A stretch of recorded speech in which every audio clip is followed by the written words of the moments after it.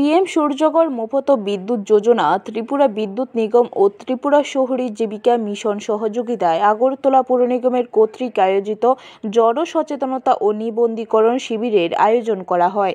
আগরতলা পৌর নিগম অফিসে উপস্থিত ছিলেন মেয়র দীপক মজুমদার সহ বিভিন্ন ওয়ার্ডের কর্পোরেটর ও বিদ্যুৎ দপ্তরের কর্মীরা। আগরতলা পৌর নিগমের মেয়র দীপক মজুমদার বলেন, 2024 সালে 13 ফেব্রুয়ারি প্রধানমন্ত্রী নরেন্দ্র মোদী পিএম সূর্যঘর মফত বিজলি যোজনা সূচনা করেন, যে প্রকল্পের লক্ষ্য আগামী 2030 সালের মধ্যে 500 গিগাওয়াট বিদ্যুৎ উৎপাদন করা।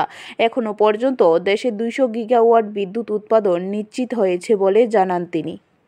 এই জোনের অন্তর্গত নাগরিকদের কাছে পিএম সূর্যঘর মুক্তি বিজুলি যে বিষয়টা এটা তুলে ধরা, তাদেরকে অংশগ্রহণ করানো, সামিল করানো এবং সুযোগগুলি তাদের কাছে পৌঁছে দেওয়া।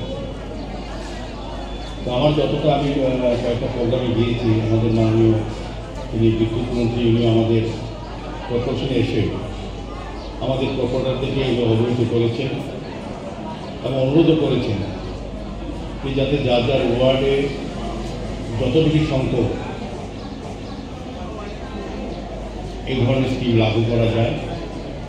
সেক্ষেত্রে আমাদের মাননীয় কর্পোরেটররা বিভিন্নভাবে চেষ্টা করছে, বিভিন্ন জায়গায় সভা করা হচ্ছে। ব্যুরো রিপোর্ট, খবর ত্রিপুরা।